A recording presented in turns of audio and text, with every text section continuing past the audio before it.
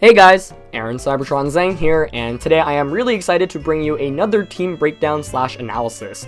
This one is on the team that I used on Road to Ranked featuring Ninetales and Porygon 2. It was also the team that I used to win the Melbourne Challenge, which was a online grassroots tournament with around 170 players or so, and because I was able to win that tournament, I won a stipend to attend the Melbourne International Championship in March next month, so really stoked for that. My victory there basically covered my entire trip to Melbourne, so if you guys are going to be competing at that tournament, I'm really excited to meeting some of you. Huge thanks to Sam for organizing that tournament, and if you guys are interested in reading a little bit more about the event, I'll link 2 articles in the description below, kind of talking about my victory and some of the teams that were used. If you guys are interested, I might also upload some of the games. They were played on Showdown, but I did manage to save all my games from that tournament, so let me know if that's something you're interested in seeing. But sorry it's taking me a while to get this out. I'm glad to finally release my team information and whatnot though. And as always, if you guys enjoyed this kind of content and find it helpful, please share it with anyone who might also enjoy it, and please show support by leaving a like in the video. I would really appreciate it. Anyway, without further ado, let's just jump into things. So, the team building process. If you watched Road to Rank when I was using this team, I kind of emphasized how I built this team, but I'll just kind of reiterate it for you guys and give you some more detail. So, the credit really, first of all, goes to Francesco Pardini, who is a top player from Italy and from Europe. I was doing a collaboration with him for his 15K celebrations, and he's a really cool content creator, very awesome guy. If you guys want to watch someone else, especially if you're Italian, because I know he does a lot of his recordings in Italian, check him out. He's linked in the description below. Very, very good content creator, highly underrated as well. So, I was talking to him after collaborating on him with a video, and he basically mentioned to me he thought that Ninetales was really strong because of Aurora Veil. And I was like, you know what, you're right. A lot of Pokemon in the format right now are super bulky. Why not make them even bulkier? So Ninetales was basically the starting point. I wanted to ask myself, how do I build around Aurora Veil? What Pokemon synergize well with that? Ninetales also is just really strong because it checks a lot of common threats, especially Garchomp, which is running around everywhere. So the next Pokemon I added was actually Alolan Muk, which I hadn't used up until this point. Another common trend with this team was when I was building it, I wanted to use a lot of Pokemon that were, doing well in the metagame, but Pokemon that I didn't have experience playing with, because I just wanted to learn why these Pokemon were strong and get a better feel of how those Pokemon operate under defensive teams. And so that's why a lot of the Pokemon I ended up using are kind of common metagame threats. I just wanted to have my own take on them and see what I could do with a team like that. So Muk was the next Pokemon I added because I really don't like playing against Porygon 2. As you guys know, it gave my San Jose team a lot of trouble. The combination of Muk and Porygon gave me a lot of trouble. So I was like, okay, Muk is a pretty good option here. It can knock off Porygon's Poison Jab, can do a ton of damage to all the Tapus, and it's just really defensive, especially with the Healing Berry. So that was basically the next Pokemon I added. And then the next 2 I had were Tapu Fini and Arcanine, and that's pretty much because of a bunch of reasons. One, they were, super dominant in the metagame, and I wanted to have my own take on those sets. 2, Arcanine has Intimidate, which is very important for a defensive team such as this one that relies on surviving on bulk. And Tapu Fini with Calm Mind fit so well with this, because you have Ninetales' Aurora Veil, you have Arcanine's Intimidate, you have Snarl from Arcanine, you have potential speed control from Porygon 2, which I also added as well. And so Calm Mind Fini made so much sense to me alongside bulky Arcanine. And then finally, in the original edition of the team, I had Porygon 2 and Marowak. And that's because I wanted a hard Trick Room component.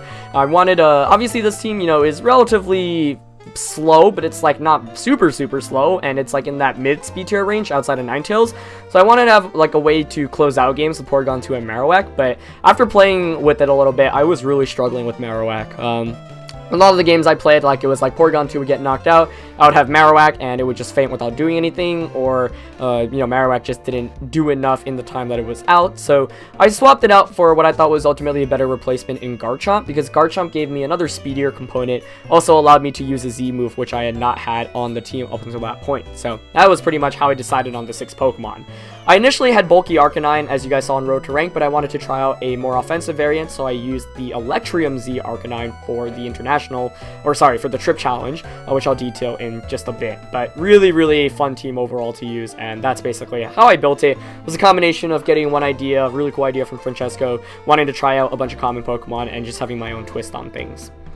So, you know, the first Pokemon is obviously Ninetales. This is pretty much your standard Ninetales set. There's nothing really too out of the ordinary here. You know, Focus Sash, max special attack and speed investment with Timid Nature, Blizzard, Aurora Veil, Freeze Dry, and Protect. So I did have Icy Wind on Road to Ranked initially, and Icy Wind was kind of cool, but it wasn't nearly as crucial as Freeze Dry. Like, Icy Wind maybe sets you up for more win conditions here and there, but Freeze Dry picks up big knockouts and does a ton of damage against Pokemon such as Gastrodon, Araquanid, and Gyarados, and I actually ran into all three of those during the tournament that I played in, and so it's really important that I did have Freeze Dry. Icy Wind, like I said, something you could consider. Encore is also a cool option, but this moveset very crucial for this team because, you know, Blizzard's your main means of offense. Freeze Dry really hits those Pokemon that resist ice normally, those water types. Aurora Veil to really make things bulkier, and then Protect just, you know, obviously because it makes sense on this Ninetales. Like I said, other options are Encore, Icy Wind, but for this team and for this set, the most basic cookie cutter set really did work. Went with Focus Sash just because I think Sash is the best general item on Ninetales. You could use other stuff like Scarf or Light Clay, but for this one, I wanted Sash because I wanted to ensure that Ninetales got multiple attacks off. Light Clay would actually make a ton of sense if you're kind of playing a little bit more heavily against Aurora Veil or with Aurora Veil, but I wanted Sash just to get multiple attacks off most of the time. The next Pokemon was Alolan Muk. I originally had a bulkier variant, but I ended up swapping to just max HP and max attack. It forced speed to potentially just speed creep any Muks that had no speed investment whatsoever. Not really something that came into play, but might as well just in case I went against a, you know, neutral Muk with 0 speed EVs. And of course, Iapa Berry and Gluttony, pretty self-explanatory. You guys have seen it perform. Muk has awesome abilities all around, but with this one, you know, Gluttony and Iapa Berry was really the best combination because you're surviving super long after Aurora Veil and after Snarl and Intimidate from Arcanine. Moveset, self-explanatory. The only thing that really sticks out, I would say, is Shadow Sneak. A Shadow Sneak, of course, a little bit unique because you have multiple options for that 4th attack on Muk in, you know, Flamethrower, Minimize, Curse, just to give you a couple of examples, Imprison. But I went with Shadow Sneak because this team, a lot of the times, you know, it would do a lot of damage, but not enough to pick up knockouts, and so you could really close things out with Shadow Sneak. This was especially helpful against bulkier Pokemon that could survive, you know, Poison Jab, and then I could just finish them off with the Shadow Sneak. One thing you do have to be careful of, obviously, is priority, or Tapu Lele shutting down priority, but other than that, it was a really strong option. Actually caught a lot of opponents off guard, and it just made me feel a little bit better about my plays because, for the most part, my team was still relatively slow, so having a way to attack first was always very nice. The next Pokemon was Tapu Fini, and used Calm Mind Fini. If you guys remember watching Road to Ranked, I talked about how I didn't want to use Choice Specs Fini and I wanted to try out Calm Mind instead. Calm Mind Fini was gathering some hype up until that point, and you know, it has become a very popular set, and I wanted to see if I could build a proper team and, you know, support it well. And with Intimidate from Arcanine, with Snarl from Arcanine, with Aurora Veil, there were a lot of options because I basically checked Fini's biggest threats. Some of Fini's biggest threats, for example, are Tapu Koko and the Kartana. With Arcanine and Muk, you know, both of those deal with Fini's threats pretty well. And Calm Mind Fini is a Pokemon where it's like, if you can get it in against Pokemon that can't hit it very hard to begin with, and you set up with a Calm Mind or two, then you are really set, especially if you eliminate the threats immediately. So this was a really good Pokemon to bring in against passive, you know, positions from my opponent. For example, when they had Porygon 2 out, I could bring in and just start Calm Minding. And when they had physical type attackers, which I can Intimidate, also really crucial. You know, it's more on the offensive spectrum. I had 140 speed. I believe that was to outspeed stuff like Metagross and Politoed, and then very heavy special attack and HP investment. Moveset, pretty self-explanatory. Went with Leftovers because consistent recovery is a lot more important than, say, a Citrus Berry that only heals you 25% through one turn. With this Fini, you're going to be on the field for a lot of turns most of the times, especially with Ninetales' Hail. You want to be able to heal that chip damage pretty much, so very crucial item. And Misty Surge is also just a really good ability because it prevents more RNG from happening, such as Thunder Wave, you know, paralyzing you and stuff like that. So yeah, really like the Fini set here. Was pretty self-explanatory, but very strong on this team. And by the way, I didn't mention this in the beginning, but there is a exportable in the description below if you guys want to try it out and showdown and just throw it on immediately. The next Pokemon I had was Arcanine. This, of course, was the bulkier Arcanine that I originally used on Road to Ranked. Credits to this Arcanine go to Sam, who finished in the top 4 at the Georgia Regional Championships. I have linked his trainer report or his tournament report in the description below. I was looking for a bulky Arcanine set to use. His was the first that popped up, and I was like, you know what? This fits the team perfectly. I'm not going to bother editing it. I'm just going to try it out. And for Road to Ranked, it was perfect, you know? Flamethrower over Flare Blitz because you do have the Aguav Berry. You could use Citrus on bulky Arcanines, and we've seen a lot of Citruses, but I did like Ogwalv a lot on this team because I had Intimidate, Aurora Veil, and Will-O-Wisp / Snarl support. So if I could get those off, then Pokemon would be doing significantly less damage, often proccing me down to 25%. So that was big. Very defensively oriented, max HP, Calm Nature, with a split of defense and special defense EVs. For the moveset, Flamethrower, Will-O-Wisp, Roar, and Snarl. Flamethrower over Flare Blitz because you don't want to be taking recoil damage. Really just a consistent means of option of damage, mainly used to hit steel types like Celesteela and Kartana.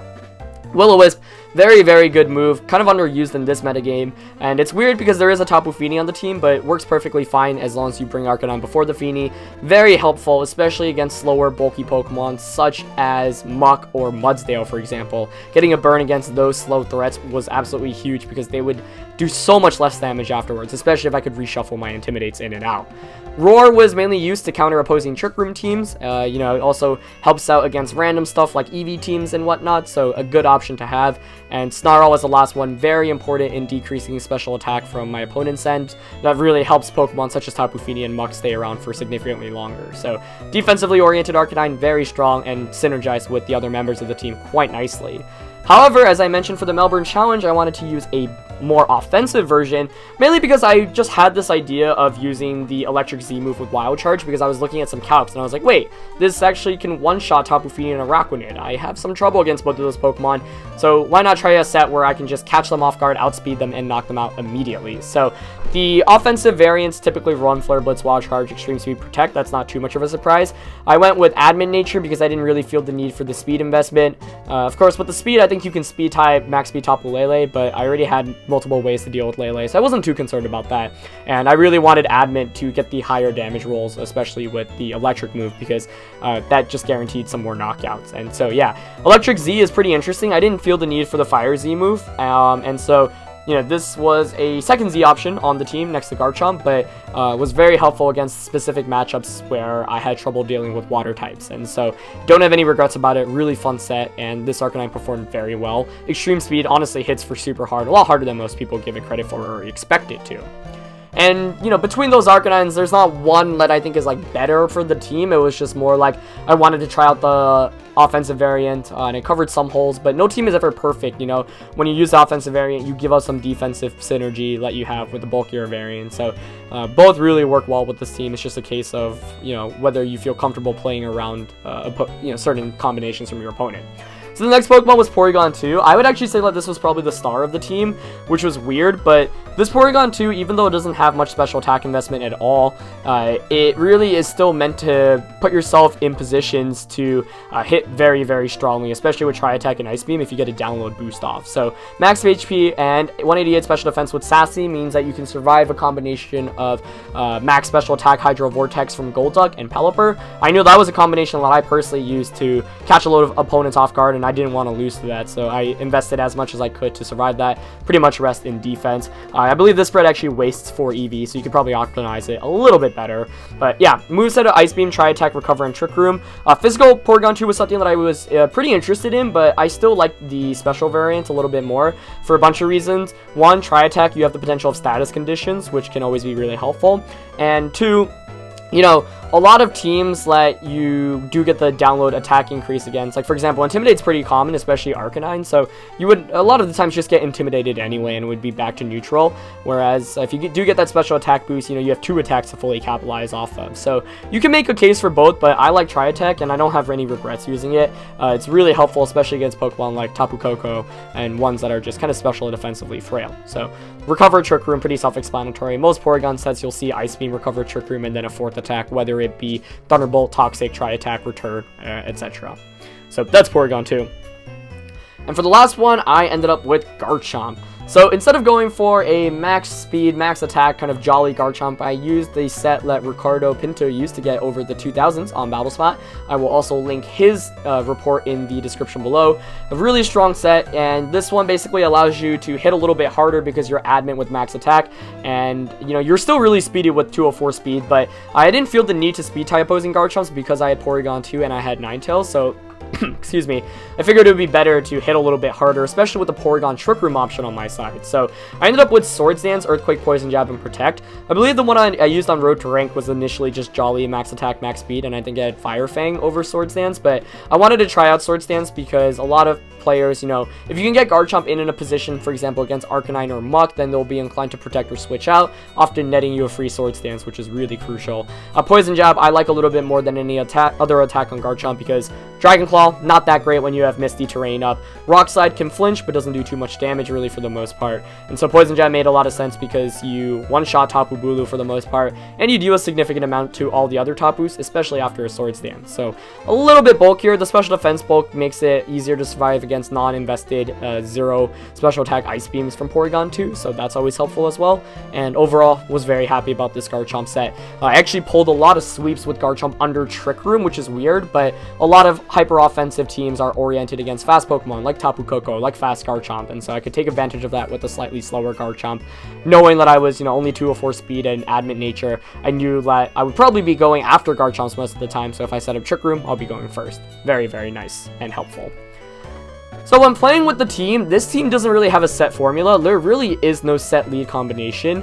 I remember when I was looking over my games, I think I used 9 different lead combinations, which is honestly a huge amount. Other teams I've used in the past typically rely on like two or three different lead combinations, but this one, like literally every pair works.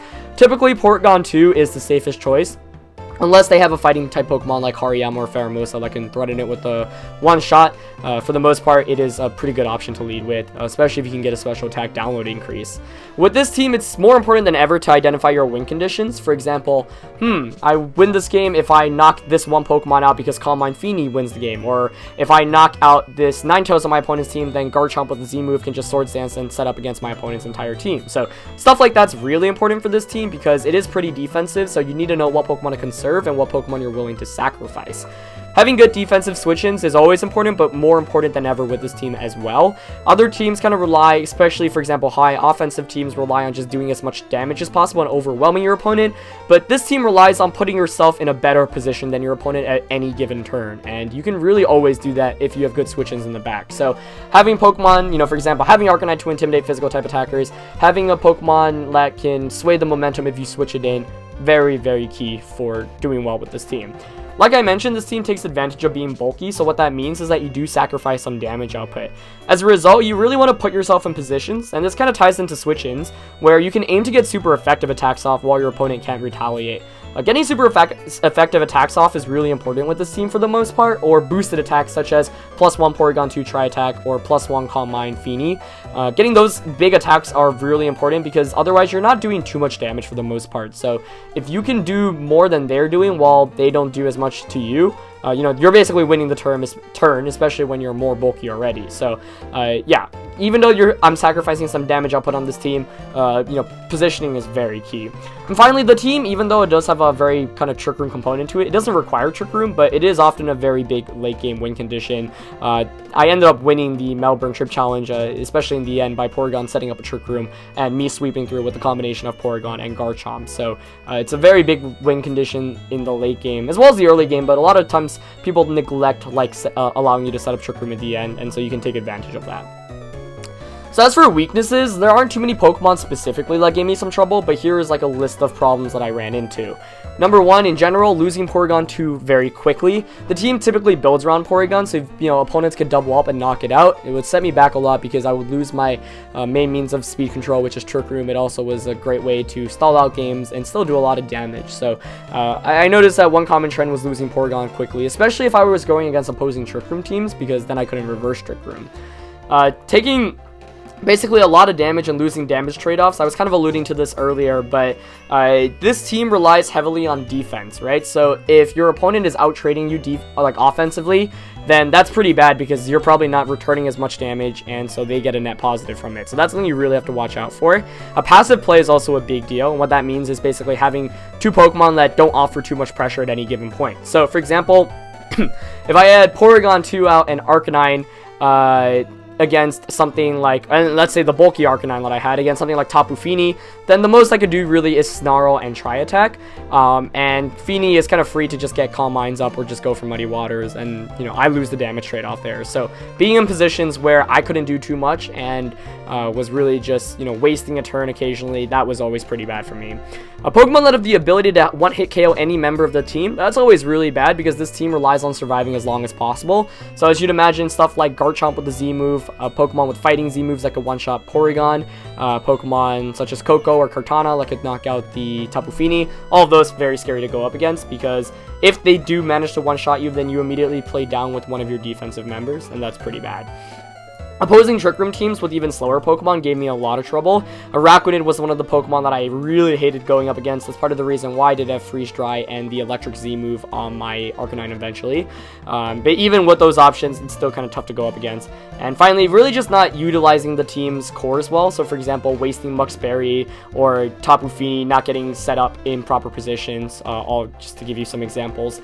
And, you know, wasting Calm Minds, for example, setting up multiple Calm Minds and then your opponent just brings in Kartana and, you know, threatens a knockout immediately. You really have to be able to assess when it's the proper time to set up, when it's the proper time to switch, and kind of make different plays. So that is pretty much it for this team. In conclusion, I did end up placing first out of 171 competitors for the Melbourne Trip Challenge. I went 7-1 in the Swiss rounds. I went 4-0 in Top Cut to go 13-1 for a 22-3 record overall in terms of single games. And it was a cool victory because there were a lot of top players in that tournament. I played a lot of good players in the brackets as well, and I was pretty content about my win there. I was more defensively oriented than any of the previous league teams I used, but I really enjoyed playing with this one.